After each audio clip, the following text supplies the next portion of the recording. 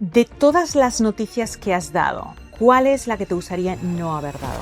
Lo del COVID, esa historia fue muy difícil para mí darla, porque Todos los asesinos que has entrevistado, ¿has encontrado un denominador común? ¿qué le pasa en la cabeza a una persona que decide hacer este tipo de cosas? He entrevistado a otros asesinos, pero este fue, ¿Qué cosas malas te han pasado en la vida? no estábamos preparados, eso a mí me dolió muchísimo. Un pajarito me ha dicho que se te da muy bien eso de hacer acentos. Hostia, pues ¿cómo te digo, tía?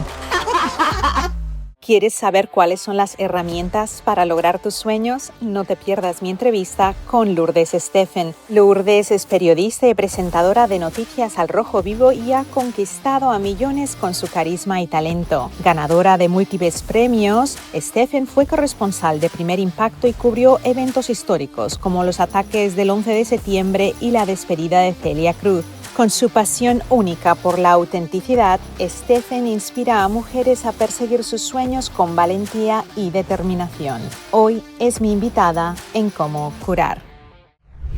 Cómo Curar es un programa sin fines de lucro, sin patrocinadores. Si quieres apoyar mi canal, te invito a que te suscribas, a que comentes y a que compartas estos episodios. Puedes también visitar vitatienda.com o vitatiendaeuropa.com.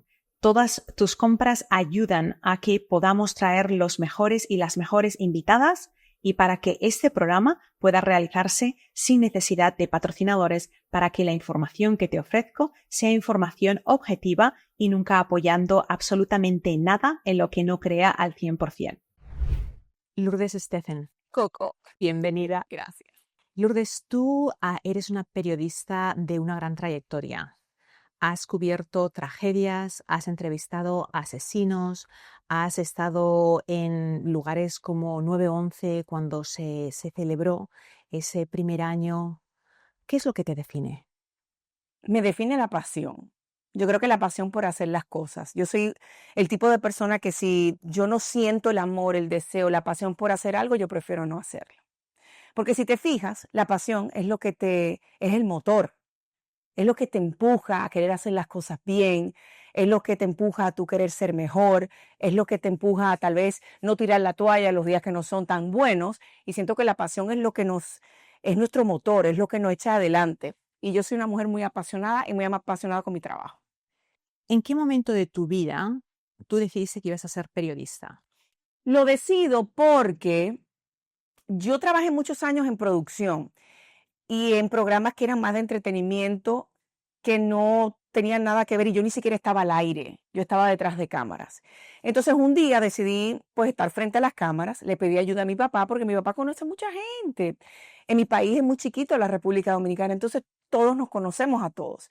Y yo le dije a mi papá, oye, me encantaría hacer algo frente a las cámaras, a ver si tú tienes un amigo, una amiga, algo que esté buscando alguna posición pequeña para empezar, o a ver qué pasa.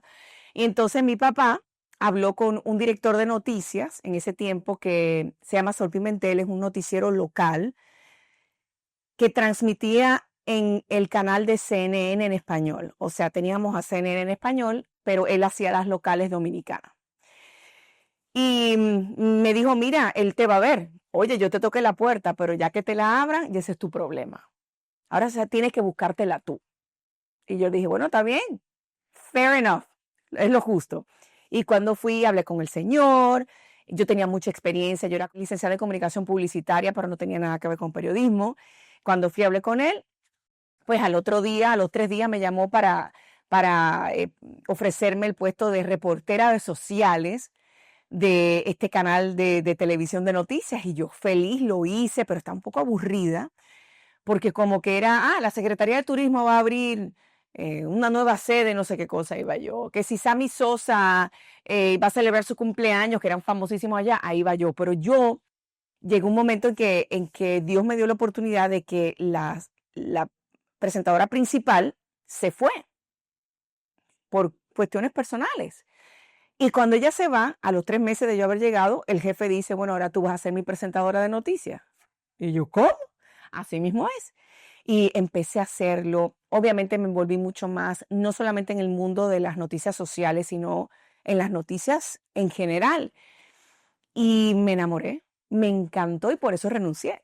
Renuncié porque quería estudiar periodismo. Y ahí fue que después de un tiempo, menos de un año, yo dije, es que yo no puedo ser un talking head, yo no quiero leer un teleprompter, yo quiero entender por qué esta noticia es la que abre, yo quiero entender cómo se escribe un libreto, quiero aprender del periodismo, porque aunque ya yo era licenciada en comunicación publicitaria, publicidad no tiene nada que ver con periodismo. Tal vez en producción, lo que son las luces, lo que son las cámaras, ese tipo de cosas tal vez sí, pero lo que es el corazón del periodismo, nada que ver. ¿Qué es el corazón del periodismo? La credibilidad, la honestidad, ser objetiva, contar una historia sin cruzar la línea, poner todas las cartas sobre la mesa y que ya la persona que nos ve decida a qué lado le gustaría estar. En publicidad yo te muestro un producto y yo hago que tú te enamores de ese producto. No es manipulación, pero sí es buscar las ventajas que tiene tal vez un producto para que tú te enamores de él. Son real, pero puedo jugar con el lenguaje, puedo jugar con muchas cosas. En noticias no se juega con nadie, nada, porque tú estás hablando de vidas, estás hablando de cosas que son demasiado importantes para el mundo. Entonces tiene que haber una seriedad, una centralidad que no está en la publicidad. Entonces, por eso decidí estudiar periodismo. ¿Cuál ha sido la noticia que has tenido que dar que te fue más difícil dar? En lo personal hubo una que a mí me tocó mucho, que se trataba de una enfermera que ella tenía el turno de la noche y llamó a su esposo para que la fuera a recoger al hospital porque ya había terminado su turno, era temprano en la mañana y ellos tenían 3 hijos y los hijos estaban durmiendo y su papá, para no dejarlos solos en el pequeño trayecto de ir al hospital a buscar a la señora a su casa, les dijo: levántense, vamos a buscar a mamá. Y cuando regresaban a la casa vino un hombre borracho, los chocó y mató a los 3 niños. Yo entrevisté a esa señora en exclusiva. Ella confió en mí para contar su historia y lo que ella estaba viviendo, no hace un mes, no hace 2 semanas, sino horas después que pasó. Esa historia fue muy difícil para mí darla, porque a pesar de que uno tiene que mantener esa distancia, uno sigue siendo un ser humano. Entonces sí fue muy difícil porque el dolor de esa mujer tuvo que haber sido incomparable a cualquier otra cosa. También en el terremoto de Haití, que me tocó cubrir. Recuerdo que hubo un momento donde había un señor tirado en el piso, como en un parque en Puerto Príncipe. Sí fue en Puerto Príncipe porque me acuerdo que vi el palacio destruido y ese señor estaba pidiendo que por favor que alguien lo matara, que alguien por favor acabara con su vida, porque toda su familia, su esposa, sus hijos murieron en el terremoto. Entonces tú ver ese tipo de cosas y tú contar ese tipo de historias es muy difícil. En el momento tú estás tratando de mantener la distancia, pero una vez que la adrenalina baja, una vez que tú terminas el trabajo, te pega, porque es un sufrimiento demasiado fuerte. Y el día que yo deje de sentir, ese día renuncio.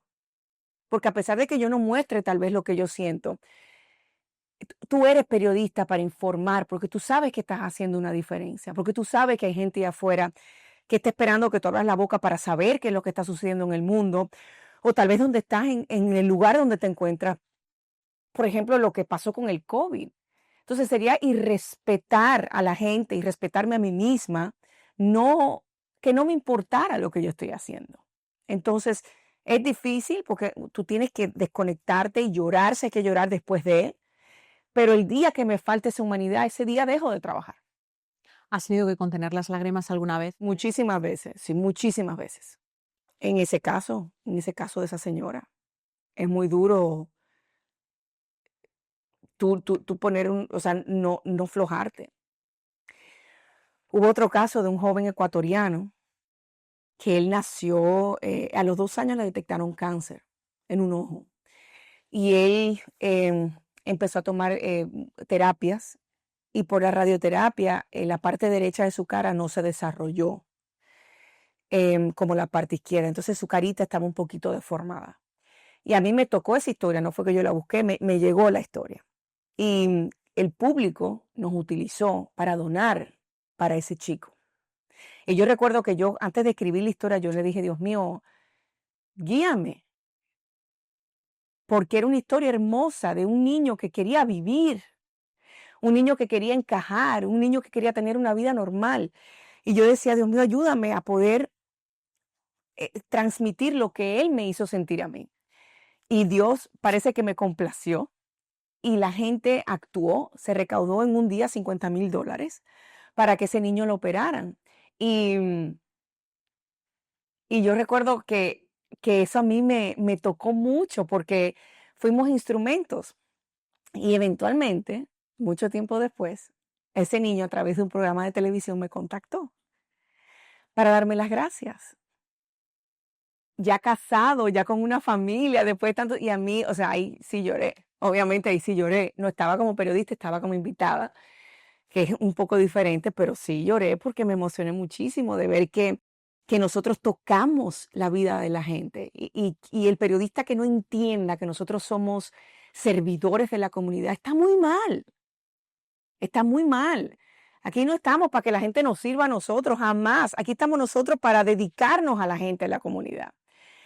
Y a veces uno hace cosas y como la vida es tan rápida y la historia de ayer ya es vieja, la historia de esta mañana es vieja, uno como que sigue moviéndose, que a veces uno no se detiene a ver el fruto que ha tenido, las cosas que Dios nos ha mandado a hacer. Y eso a mí me tocó muchísimo porque sí hubo un cambio muy tangible en la vida de este muchacho. Y el hecho de que él se acuerde de mí, el hecho de que él me haya agradecido, para mí eso fue increíble. También personas que hemos tenido en el set, en el programa, que han contado sus vidas, a uno les toca, a uno les toca. Yo trato de no, porque yo vengo de una escuela vieja, yo vengo de una escuela de que tú no quieres robar el protagonismo a la historia. Una vez que tú te metes, para mí, eso es algo muy personal, el periodismo ha cambiado mucho, pero yo siento que una vez tú te metes y tú de cierta manera le quitas el enfoque a lo importante, que no soy yo, es la historia. Entonces yo siempre trato de mantener dentro de lo que pueda esa distancia. Si tengo que llorar, lo hago después, pero en el momento yo no soy la historia es la historia. Entonces hay que respetar para mí ese tipo de límite. 9/11. Ujú. Cubriste 9/11. Cubrí el primer aniversario de 9/11. En 9/11 yo estaba haciendo la maestría en periodismo en Boston y yo era asistente de uno de los profesores que yo era, se dice en inglés, teacher assistant. Yo ayudaba a los profesores porque yo quería hacer dinero extra, yo quería aprender de otras cosas. Y mi profesor venía de Los Ángeles y nunca llegó. Entonces nunca llegó por los vuelos, pero él sobrevivió, o sea, nunca estuvo en peligro. Pero, por ejemplo, si te pones a pensar, Boston fue un lugar clave en los ataques porque aviones salieron de Boston. Entonces, no se sabía lo que iba a pasar y era muy difícil, recuerdo, en ese momento estar tranquilizando a los estudiantes porque muchos de ellos venían de New York, que fue una de las zonas más afectadas. Había muchachos que venían de Washington, que fue el otro avión que presuntamente iba al Pentágono. Entonces, fue muy difícil. Ya cuando me toca cubrir el primer aniversario, era impresionante. Yo que soy neoyorquina de corazón, ver ese hoyo que había dejado la ausencia de las dos torres. Em, Me impresionó mucho ver a todos los colegas periodistas de todo el mundo, de la televisión española, de la BBC de Londres, de Japón, de la televisión hispana en los Estados Unidos, de ABC, de CBS, de NBC, o sea, CNN. Esto fue realmente impresionante. Em, y fue una gran responsabilidad porque yo estaba trabajando en una estación local pequeña de Tampa. Y yo cubrí esta noticia para todas las estaciones en español que estaban entrelazadas con la mía. Fueron 26 historias en 6 días. Cuéntame la historia de cómo hacías ese cambio de micrófono para estar de una estación a otra y cómo eso te llevó a Univisión. Sí, interesante, porque como yo estaba sola haciendo todo esto, yo era mi propia camarógrafo, yo era mi propio editor, yo no tenía un productor que normalmente va y te ayuda y te asiste para hacer las próximas historias, pues yo no tenía tiempo que perder. Entonces yo cuando iba a hacer mis presentaciones en cámara, yo tenía todas mis cajitas, como le llamamos a los cubos, que tienen la insignia de ¿Y donde cómo tú pertenece. hacías su propia grabación? Sí, ¿Cómo hacías la cámara? O sea, ¿cómo te posicionabas y te asegurabas de que estabas en cámara? muchas maneras de hacerlo, pero tú buscabas un punto de referencia. Por ejemplo, yo buscaba un papelito o si no había alguien, porque cualquier gente le decía, oye, párate ahí, déjame enfocarte, y yo lo Si me hacía. ve la cara entera, estoy cortada. No, párate ahí, y yo encajaba. más o menos veía si era mi tamaño, lo que sea. Si no, yo buscaba un papel y en ese papel, pues yo más o menos lo veía en el piso y yo subía y encuadraba. No siempre me salía bien, había veces que tenía que volver a hacerlo. Pero tú te busca un punto de referencia, por ejemplo, la ramita de un árbol que se ve en perspectiva, buscas un punto de referencia para poder encajarte en cámara. Entonces, las cajitas se volteaban, tú agarrabas el micrófono, lo abrías, sacabas una caja y se ponía la otra. Que la cajita es como una esfera cuadrada que tiene que pone... La insignia del canal de donde estás reportando. Y te confundías a veces, ¿qué canal? No, yo miraba primero, yo, espérate, ¿dónde estoy? Ok, ta, ta, ta, ta. Era mucho, era mucho. O sea, normalmente una persona hace un reportaje al día, Y tú hiciste 26. en 6. O sea, así fue mucho. Y no como que soy reportera y ya, mi editor y mi camarógrafo resuelven. No, yo hacía todo. Hacer un reportaje completo es complicado, no es algo sencillo. Y tomaba, o sea, por eso le dicen one man band. Yo era la todóloga, yo hacía todo lo que hace un grupo, lo hacía yo sola. Entonces sí fue muy difícil y fue muy limitante, pero en uno de esos cambios, yo estaba parada en una locación donde estaba toda la prensa y yo estaba haciendo mi trabajo, yo terminé de hacer mi trabajo, regreso a mi estación en Tampa, me dieron un premio, fui la empleada del mes en ese septiembre y bueno, fue a través de unos zapatos rojos que yo tenía puesto, que la vicepresidenta de noticias de Univisión, María López, en ese entonces, ella dio conmigo por esos zapatos rojos y después eventualmente recibo la llamada. ¿Cómo se dio el tema de los zapatos rojos? Explícale un poco mejor. Pues yo me enteré después. Yo andaba con mis zapatos rojos porque yo tenía que estar bonita. Porque, ¿qué decimos en español? Primero muerta. Antes muerta que sencilla. Yo andaba con mis zapaticos y esto yo me enteré después. Yo no sabía nada. Ella me llama como un mes después a la estación, la directora de noticias del canal de Nueva York 41. Y ella me dejó un mensaje diciéndome que la vicepresidenta de noticias de Univisión quería hablar conmigo. ¿Qué? ¿Cómo? Yo la llamo, yo le digo, soy Lourdes. Ah, sí, tú eres la rubia de Nueva York, que yo la vi. Yo, sí. Sí, mira, yo te estoy llamando porque yo quiero que tú seas la corresponsal de Primer Impacto. Tú eliges de Nueva York o de Los Ángeles. ¿Cómo? ¿Cómo? O sea, soy yo, ¿estás segura? Sí, sí, la rubia, la que estaba ahí. Y ahí se dio. Así tal cual. Sí, tal cual. Es como un ángel caído del cielo. Sí. Y eventualmente ella me cuenta, porque yo no sabía nada, después que firmamos y todo, o sea, que ella habló con esta directora de noticias de Nueva York que le dice, mira, yo vi una rubia que estaba en tal sitio, ella tenía su propia cámara, ella estaba editando lo suyo, estaba vestida así y tenía unos zapatos rojos, unos zapatos altos rojos, unos estileros. Y eso es lo único que sé de ella, porque cuando le veía la insignia, la cambiaba, o sea, no veía, la veía una vez con una, otra con otra, yo no sé dónde trabaja. Esquizofrenia de periodismo. No sé ni dónde trabaja. Entonces, la directora de noticias le dice, tenía unos zapatos altos, rojos. No, pues esa no es de Nueva York, yo te averiguo. Entonces ella, como conoce a todo el mundo que estaba ahí, empezó a averiguar la del rubio, de los zapatos rojos. Yo era la única que tenía unos tacos rojos en esta cobertura. Latina. Y entonces así pues dieron conmigo y averiguaron quién yo era, mi nombre, donde yo trabajaba y por eso fue que se dio. O sea que gracias, yo soy la cenicienta de las noticias.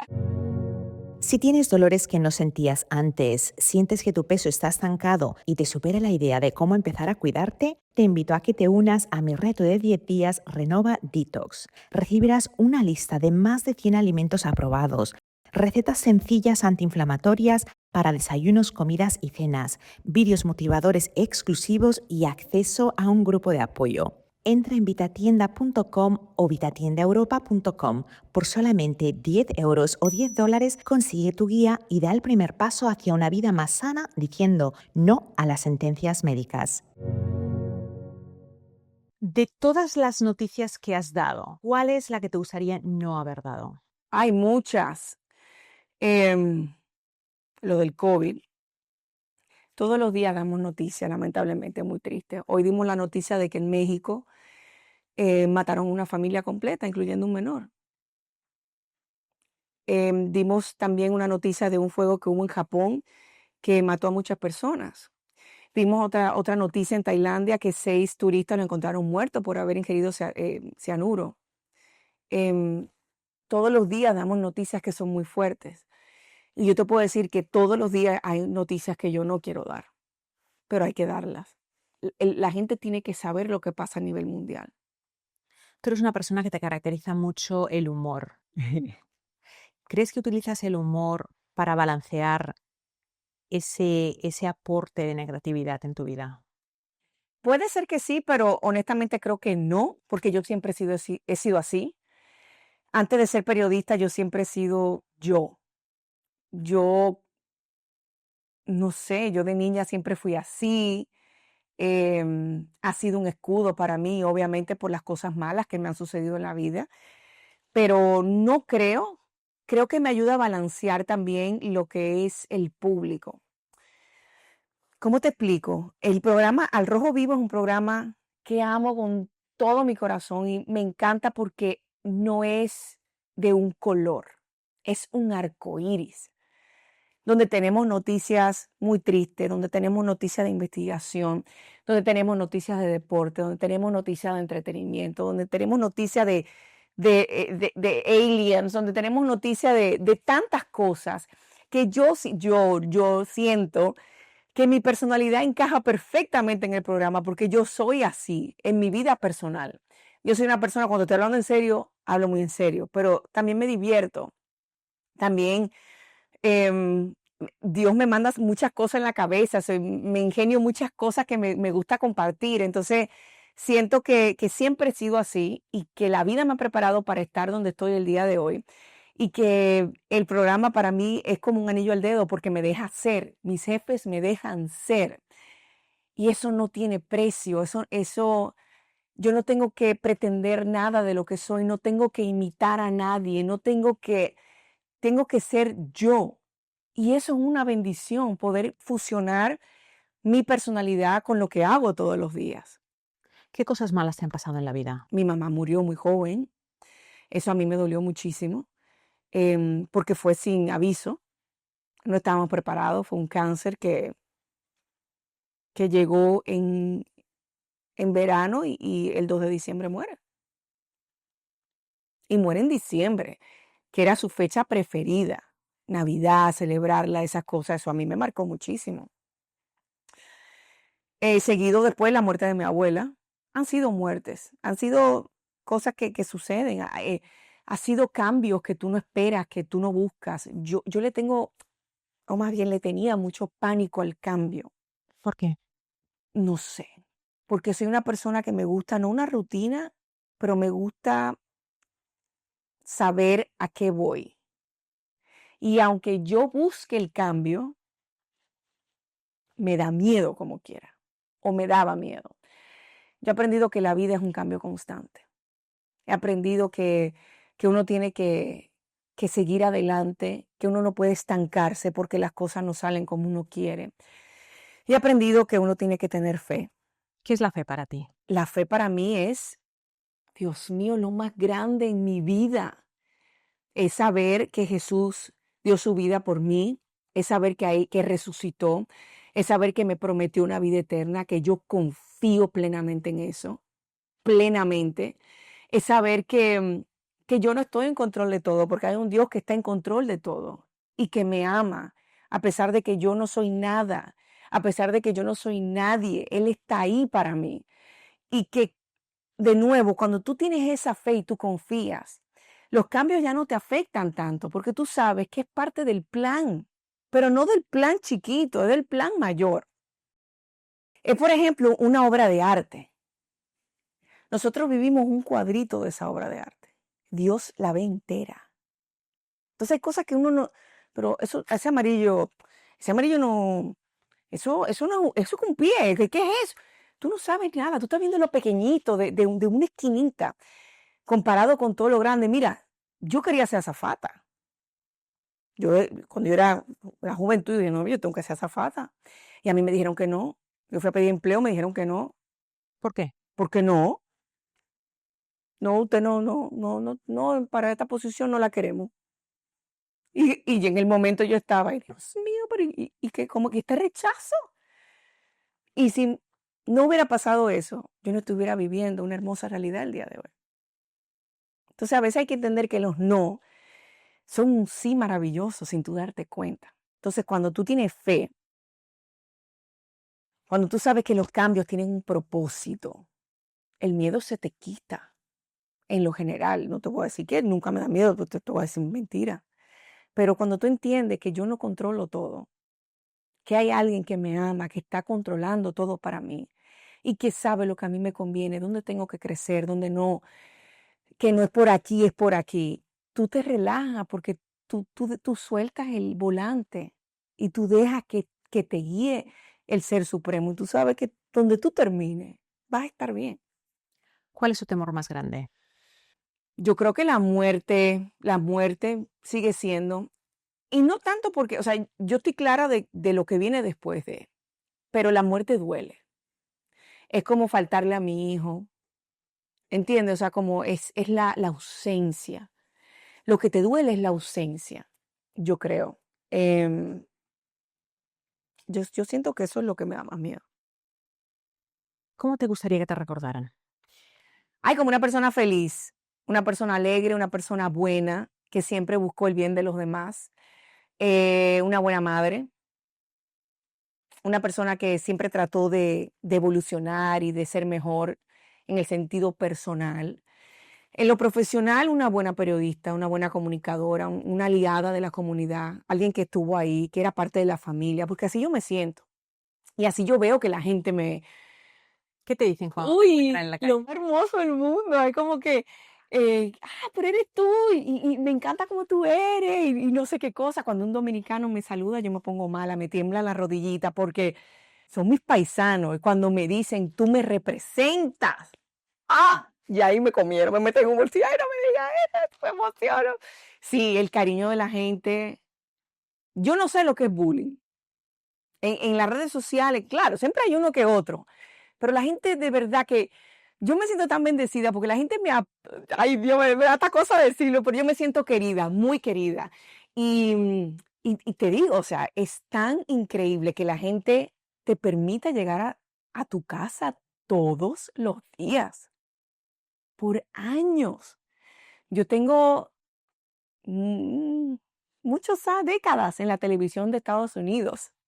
Y el hecho de que la gente te vea con cariño, te salude, hazme una foto, lo que sea, oye, pero tú eres igualita, no sé qué cosa, o sea, como que esas cosas a mí me encantan, me fascinan. El asesino del Zodíaco. Ujú. Tú fuiste la única periodista que lo entrevistó. Hasta ahora sí, en televisión. ¿Cómo fue esa experiencia? Fue impresionante, para serte sincera, ver cómo una persona te puede mirar sin reflejar nada. Una mirada vacía.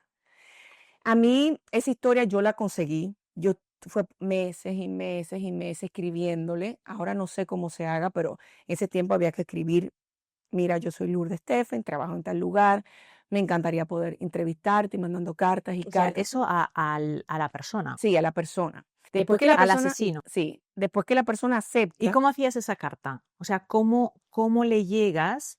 Tú eres periodista, le escribiste por mucho tiempo. ¿Cómo fue esa primera carta? El tono y adaptaste el tono. uy, ¿Te respondió alguna vez antes de hace, decir sí? sí, y entonces cuando ya te dice sí, la prisión, Pero antes, vamos a ir antes. Tú envías la primera carta, tenías como un template, algo, ¿qué es lo que voy a no, decir? no, no, no. ¿Qué es lo que Es le que dijiste?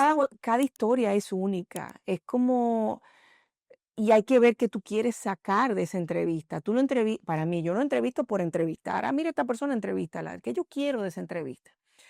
En lo personal, fue una carta seca, no fue una carta, porque yo soy periodista, yo no soy tu amiga, yo no quiero ser tu amiga, yo quiero hablarte, quiero saber, me encantaría poder ser la primera persona en entrevistarte.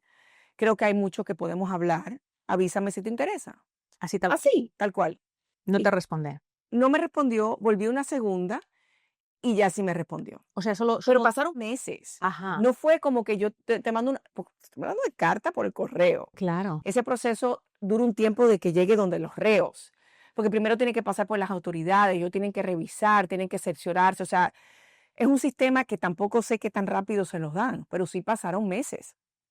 Y una vez ya, de nuevo, yo no quiero sonar fría, pero cuando uno está en ese plano, ya no eres ya no es Lourdes, ya es la periodista. ¿Por qué yo quise entrevistarlo a él? Primero, porque nadie nunca lo había hecho. Y hasta el día de hoy nadie lo ha hecho. ¿Por qué crees que nadie más lo ha hecho? No sé, porque tal vez no ha querido. Porque creo que para cualquiera sería una gran entrevista. Yo quería saber,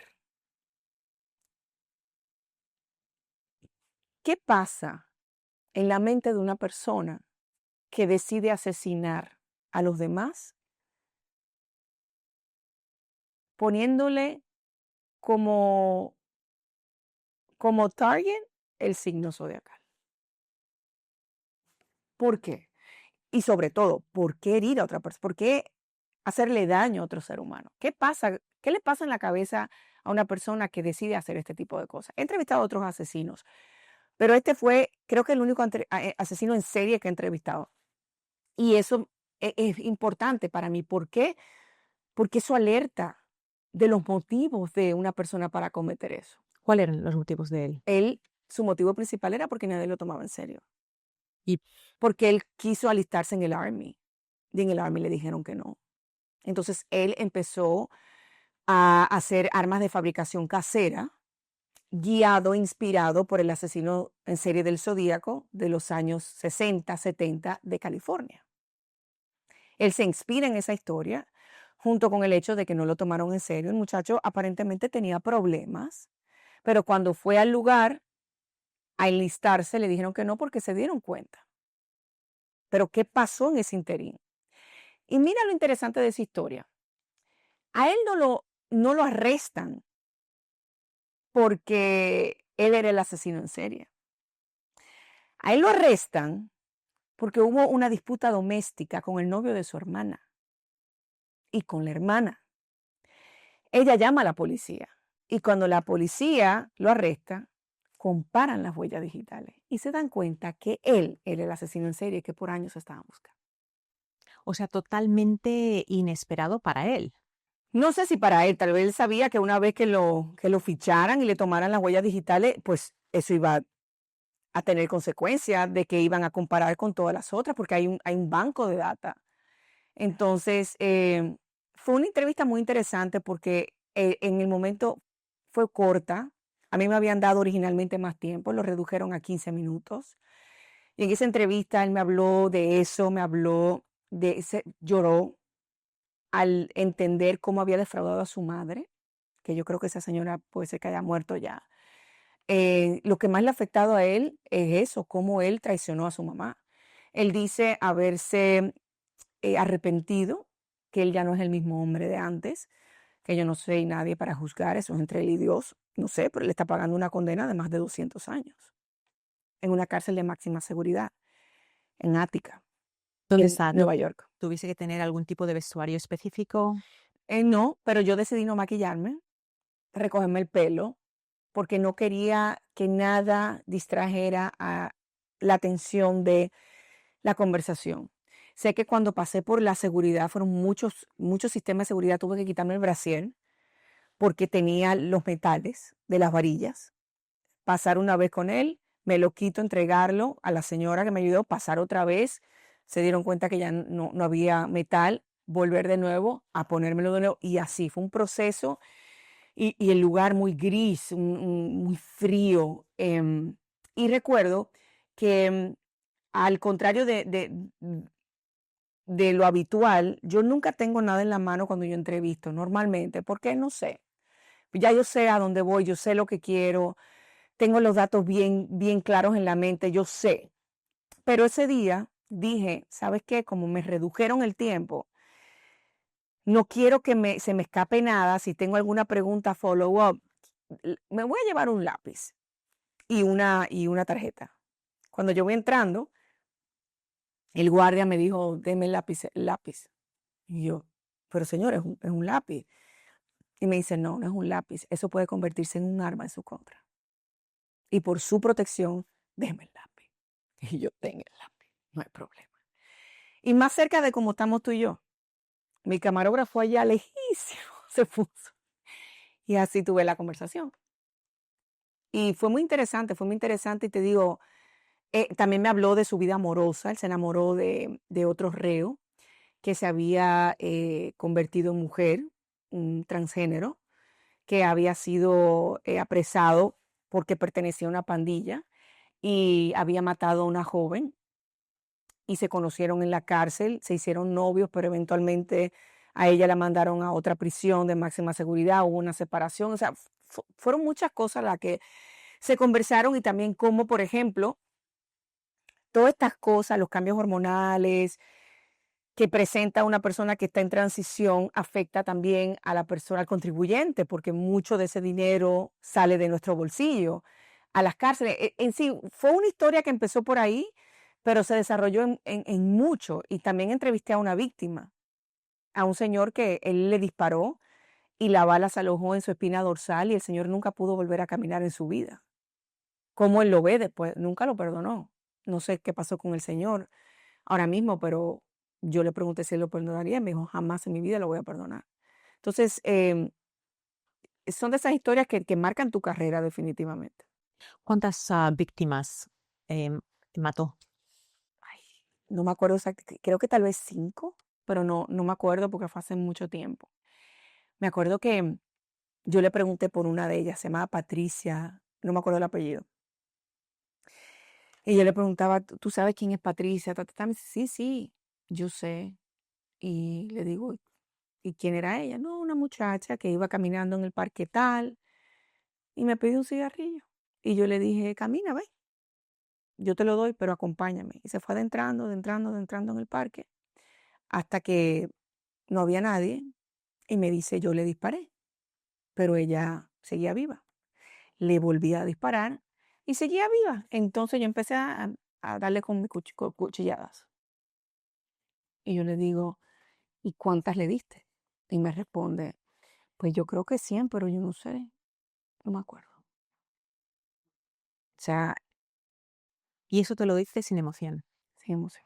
¿Y esa muchacha, él conocía la fecha de nacimiento? O No, sea, pero sí cayó dentro del grupo, porque el asesino del Zodíaco, el de la costa oeste, él mandaba cartas a los periódicos y decía con un signo en específico que era un círculo con una cruz en el centro, ese era su símbolo. Y él decía, em, le toca a Escorpión.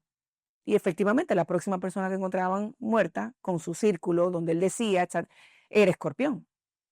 Y entonces, que se llama Heriberto Seda, de origen puertorriqueño, el de Nueva York, como le decían, el asesino zodíaco de Nueva York, él empezó a hacer lo mismo y mandaba cartas, mandaba a los periódicos, y esta muchacha efectivamente cayó dentro de esa categoría, como de ese signo zodiacal, como no sé. Pero eso fue lo que él me contó.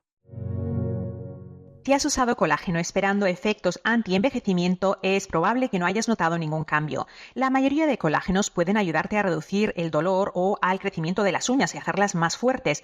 Allí, el tamaño de la molécula de colágeno no importa porque los fibroblastos de esas áreas las absorben. Sin embargo, cuando estamos hablando de activar la producción de la piel porque queremos estar más jóvenes, necesitamos moléculas mucho más pequeñas. Mira, el colágeno, una vez lo consumimos, tiene que pasar del intestino a la sangre donde se transporta. Ahí tiene que empezar a cruzar capas de piel hasta llegar a la dermis, donde se encuentran los fibroblastos que son lo que producen tu propio colágeno. Estimular los fibroblastos de la dermis activa la producción de tu propio cuerpo. Eso es lo que ocurría cuando tú tenías 20 años y con los años los fibroblastos pierden esa habilidad porque no están estimulados. Por eso he creado Silk Collagen, el primer colágeno activado con extractos de seda. Sus moléculas son tan pequeñas que logran estimular los fibroblastos de la piel, creando una tez más luminosa, líneas más finas y una piel más firmes, con efectos notables en 30 días. Prueba Silk Collagen, visita vitatienda.com o vitatiendaeuropa.com. Entra el código Cómo Curar y recibe un 10% de descuento en tu primera compra. De todos los asesinos que has entrevistado, ¿has encontrado un denominador común? Yo creo que la falta de empatía. Yo siento que, o tal vez problemas, em, es que la falta de empatía también, porque cuando a ti te cuentan una historia sin remordimiento, pero yo no soy nadie para juzgar, yo no sé si ya ellos vivieron su luto, no sé si honestamente creen en un arrepentimiento y no quieren caer sobre mojado, no sé si están anestesiados, pero sí he sentido una falta de empatía, como que no hay sentimiento, no te lo cuentan como con un pesar. De nuevo, yo no soy nadie para juzgar, no sé qué está pasando dentro de ellos, pero si hay un común denominador, yo creo que la falta de empatía. ¿Sientes miedo cuando los entrevistas? No, ¿Qué sientes? nada. Siento que tengo que sacar información, ¿Cuál es la parte más difícil de sacar la información de esas personas? conectar. Yo creo que lo más importante es tú conectar con cualquier persona. Yo he entrevistado desde presidentes hasta indigentes. O sea, y para mí cada cual es importante y cada cual merece su respeto. De nuevo, yo no soy periodista para juzgar a la gente. Yo estoy aquí para hacer mi trabajo, que es ser el nexo, la unión, el puente entre el público y la persona que estoy entrevistando. Y yo siento que es crear esa conexión. A veces se da, a veces puede ser que no se dé. Hasta ahora creo que la mayoría, no te puedo decir una persona que he sentido, porque tampoco he entrevisto a gente que no quiere hablar. Yo no te voy a rogar para hacerte una entrevista, o sea, y siento que también tampoco uno tiene que empujar para que te digan las cosas. Yo siento que las cosas salen. La persona si no te lo quiere decir, no te lo va a decir. Y más tú creas conexión respetando que siendo agresivo. A menos que sea algo tan importante que pueda cambiar el, el rumbo de una historia, que alguien esté en peligro, que haya, todo depende, todo depende. Si es, por ejemplo, un político, una persona de mucho poder, que en ese momento está siendo investigado por algo que puede afectarnos o que puede afectar la vida de una persona, claro que tú le haces la pregunta. A mí no me da miedo hacer las preguntas, pero yo tampoco te atosigo para que me respondas. ¿Cuál es el político o política que has entrevistado que has considerado más evasivo? Es que todos los políticos son evasivos. Ellos te dicen lo que te quieren decir, honestamente. Yo creo que todo es el común denominador. Ellos te dicen lo que te quieren decir. Y siempre buscan la manera de llegar al punto donde tú le preguntas, ¿qué color? ¿Ese rojo o azul? Bueno, supera que a mí me gusta mucho el verde. El verde es un color que me identifica porque te dice, te van por otro lado. Y tú vuelves y vuelves. Es que todo depende del tipo de entrevista que estás haciendo. Si es una entrevista más humana, pues hay una manera de tú acercarte, pero tú tienes que ser honesto, tienes que ser sincero y realmente te tiene que interesar y realmente tienes que escuchar a la persona. Hay mucha gente que no escucha. Yo siento que esto es una gran falla de muchos entrevistadores que tú les hablas, y no lo digo en primera persona, sino que yo he visto, porque lo he visto, que la persona le habla y la persona no escucha, ya está pensando en la próxima pregunta. Que uno tiene que estar preparado para eso, pero a veces eso que te dice es lo que te abre una historia totalmente diferente. Por ejemplo, el asesino en serie, yo no fui buscando su vida amorosa. Yo no fui a eso. Yo fui a hablar de otra cosa y eso abrió otra vena de investigación. Cuando fui a donde su vida amorosa, que entrevisté se llamaba China, ay, tenía tatuado un alacrán en la cara.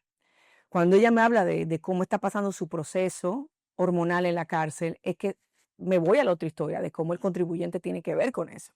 Entonces hay que saber escuchar y hay que ser honesto, hay que ser humano, hay que interesarte de verdad en lo que estás haciendo. Y yo creo que eso es una manera de conectar, porque cuando la persona que tú estás entrevistando se da cuenta, porque la gente se da cuenta que tú estás ahí, ¿entiendes? Eso abre mucho, pienso yo. ¿Cuál es la entrevista más divertida que has hecho? Jimmy Fallon, definitivamente. Con diferencia. No, no, no. Porque es que yo no sabía, o sea, yo sabía que el tipo, obvio, lo vemos todos los días en el Tonight Show y tú ves que el tipo es súper buena gente, pero todos tenemos un mal día. Uno nunca sabe, porque uno nunca sabe. O sea, a mí me han tocado gente que tú ves que son súper, súper simpáticos cuando tú los entrevistas. Y bien. Y bueno, ujú, y hay que respetarlo. y no juzgar, porque cada quien es como es. Y yo me acuerdo que con él nos dijeron, tienen 15 minutos. 15 minutos, no hay problema, 15 minutos. Estamos celebrando el 10º aniversario de él en el Tonight Show. Entonces, 10 minutos, 15 minutos, no hay problema. Estamos sentaditos, todo el mundo, ya tú sabes, así, 27 cámaras, para no perdernos ni un segundo, porque son 15 minutos. Cuando el tipo llega, hi, everybody, no sé qué, amable, con el equipo completo, con los camarógrafos, con el audio, con la productora que estaba ahí conmigo, o sea, con todo el mundo, llegó con un cariño, y el tipo se sentó ahí y las cámaras nunca pararon de rodar, porque como teníamos 15 minutos, pues ya tú sabes, cualquier cosita hay que tener. Y el tipo y yo empezamos a hablar, y vamos a empezar la entrevista, no vamos a empezar, sí, vamos a empezar la entrevista, y yo tuve que decirle, Jimmy, mi jefe se va a molestar con vamos a empezar la entrevista porque hay que empezar la entrevista. No, 41 minutos. Y se fue porque su asistente, porque yo lo vi, estaba haciéndose. Y él seguía y bailamos el culiquitaca y toda o sea, y se hizo viral. Eso fue una cosa aquí en todo el lado. Y esas son esas sorpresas súper gratas. Y se fue porque eventualmente me enteré que tenía una cena con alguien, no sé qué cosa, lo estaba esperando el carro abajo en 30 Rock, y él tenía que irse, pero si no es un hombre, y yo feliz, yo vamos a hablar, no tengo problema. O sea, qué talento, qué creatividad, es wow. O sea, no me sorprende que esté donde esté. Porque qué tipo, o sea, tú le pones un tema y él te lo desarrollaba con una improvisación. Es que es una cosa de los acentos, eh, la chispa que tiene. Esa definitivamente ha sido la entrevista más cool que hasta ahora yo he hecho en la vida. Hablando de acentos, Ujú. un pajarito me ha dicho que se te da muy bien eso de hacer acentos. Hostia, pues cómo te digo, tía. Y le hago mucho respeto, porque si no los amara, no lo hiciera. A mí el acento se me da. Pero habla como yo. Pues te lo estaba haciendo. Lo estaba haciendo. ¿En qué canal estás? Haz un acento argentino porque la gente, tú sabes que los que no habrán escuchado nunca en español, porque me dicen, ¿cuántas veces en todos los Estados Unidos, ¡ay, eres argentina! Digo, pues si los argentinos y los españoles hablamos como de noche a día. Mira, yo te digo que de verdad que es un insulto. Para nosotros los argentinos que digan que se parece el acento, flaca, yo te digo que son totalmente diferentes. La han visto. Pero claro, mira cómo habla Messi. Messi habla como argentino. Y te digo, los acentos para mí, honestamente, me aprendo los acentos que amo. Porque te digo, como empezamos la entrevista, la pasión es mi guía. Las cosas yo las hago porque yo quiero hacerlas, porque me gustan. Y el acento, fíjate que tengo buen oído, y como tengo amigos de tantas nacionalidades, consumo de tantos lugares, de España, obviamente, pues todas las películas de inglés traducidas en español son españolas. Claro. Entonces, es un pájaro, es un avión, no, tío, es Superman. ¿Cómo no aprendérmelo? ¿Cuál es el acento más difícil, tú crees, en español? Hay muchos. El de Venezuela a veces no me sale tan bien. El de Colombia, ya usted sabe, depende, porque me gusta el norteño. ¿Será norteño? No sé. ¿Y en Bogotá cómo hablan? No, tampoco me haga eso, amiga. Ay, No me empuje así. O sea, no me haga eso, somos amigas. Depende, todo depende. Y hablan muy diferente. Los de Bogotá hablan muy diferente a los costeños. Y qué lindo hablan los colombianos. Yo me quito el sombrero. De verdad, fíjate en televisión, tienen una dicción. Muy buena. ¡Oh! Bellísimo, un acento neutro. A mí me encanta muchísimo. Y el mexicano, pues como te digo, o sea, me he pasado la vida viendo novelas de México. Entonces, ¿cómo no saberlo? Ay, pues si suenas un poco fresa. Es que soy fresa, güey. Sí, ya veo. Soy fresa porque aunque no lo sea, me lo creo. Entonces, pues, fake it to make it, ¿no? Ay, bueno. Me encanta. Y el boricua. Mira, nena, pues claro, el boricua, porque mira, en la República Dominicana, nada, hay que dar el saltito y estamos del otro lado. Es bien cool, me gusta como la joda ya. Yo que paso parte del año en Puerto Rico, me gusta el cantadito del teléfono. ¿Cuál es su número de teléfono? Es Taratatata, tatatata. Pues 05. No, es 305-224-8104. Y me encanta porque yo no sirvo para hacer acentos. No sé. Hombre, el tuyo es precioso. Gracias. Ni intente. Intento hacer un acento del lugar que sea. Mi marido siempre me dice, es que suena rusa. Como sea, siempre suena rusa. Digo, no, Bueno, no te digo Argentina. no me dice rusa. Pero te dice... Los que me dicen, son los latinos los que me dicen que soy argentina. Pero siempre me dice, es que suena rusa. Digo, hombre, no, si estaba intentando ser iraní. Que no suenas iraní, que suena rusa. Digo, yo es que no sirvo para eso. Yo me dedico a la ciencia Tú ves. y a las comunicaciones. Bueno, si bien inglés, you know, if I'm about to tell you, like if I could speak the French, Oh. or the accent, un petit peu. Je comprends un petit peu. ¿Tú conoces la película esa que es, ¿cómo se llama? El Pink Panther, que dice, like a hamburger, hamburger. No, darling, actually, I do not recall watching that movie. Ah. Is it from London? Because I'm from London and I don't recall listening to that. It's a little hot here, isn't it? It is. A mí me encanta y con mucho respeto, con mucha admiración, porque me gusta de nuevo, la pasión. Yo creo, tú sabes que hice una película. ¿Cuál? Bueno, espero que yo salga y no corten la escena. Una película dominicana que sale en el 2025. Papelito chiquitico, pero yo salí. Tú sales. Sí, mi amor, actuando. Pero espérate, no, momento, espérate, pero no es un cameo, ¿no? Lourdes Stephen de Al Rojo Vivo, no. Yo era otra persona. ¿Quién era? Y era como mala también. Oh, y que en esa escena de mala, Ajá. ¿cómo se te dio? Me aplaudieron. Oye, pero eso es un premiere, no lo has dicho a nadie. No, sí. ¡Ay! Yo pensaba que me lo estabas dando aquí como notición. No te voy a decir mentira. No te voy a decir mentira. Te voy a dar otra noticia. No. Ah. Para quienes nos están escuchando y no nos están viendo el vídeo, para que sepan a qué se refería. Perdón a nuestros oyentes. Discúlpeme que no he utilizado la mejor dicción, porque yo hablo muy rápido. Perdón. Pero ámenme igual. Te queremos. Ay, Lourdes Estefan, de verdad que esta ha sido la entrevista más divertida que yo he hecho. ¿De verdad? En mi carrera como No. Me lo he pasado muy bien. Para mí es un placer. Sabes que yo te admiro muchísimo. Amo tus productos. Gracias. O sea, esta piel, mi amor, no puede vivir. Es una seda. ¿Por qué será? Y como huelen de rico. No se siente como gente como millonaria. Cuando uno se lo pone, como casi huelen los millonarios. De verdad, riquísimo. Gracias por invitarme. Ha sido un placer. A la orden siempre. Y hay que vernos, tomarnos un café.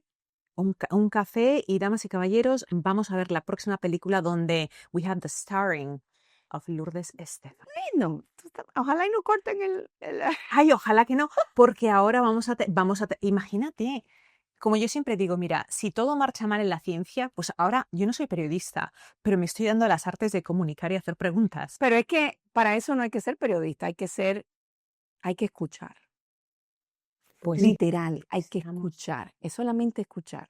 Y ser honesta, ¿qué tú quieres saber? ¿Por qué quisimos esto? Y solito se va, ¿sabe? Es como don Francisco decía, y que no me mate si no lo digo exactamente, que no lo voy a decir exactamente. Pero cuando uno está en el mundo de la comunicación, uno tiene que prepararse y saber principalmente cómo uno empieza y cómo uno tiene que terminar. Si tú estás preparado, el centro se da suavecito. Entonces, si tú sabes lo que quieres y sabes lo que quieres obtener y eres honesta y tienes una conversación y escuchas, pues todo fluye. Pues hemos tenido una conversación muy fluida y hermosa. Gracias por tu honestidad, por ser divertida, por ser seria, por traernos las noticias y por estar en Cómo Curar. Gracias a ti. Me tiene que llevar a España, pero... Bueno, ya saben, a la próxima me llevo una maleta un poquitico más grande. ¿Y tú me vas a meter en una maleta? Pues, ¿por qué no? Si estás tan flaca ahora. Caballero, de verdad que vaya. Yo te digo a ti que esto no... ¿Sabes lo que es eso, meterme en una maleta, chica? Y yo me merezco eso. En primera clase. ¿La maleta? ¡Claro! Está bien, está bien. Thank you. Gracias por estar en Cómo Curar. Si eres nueva a este canal, te invito a que te suscribas.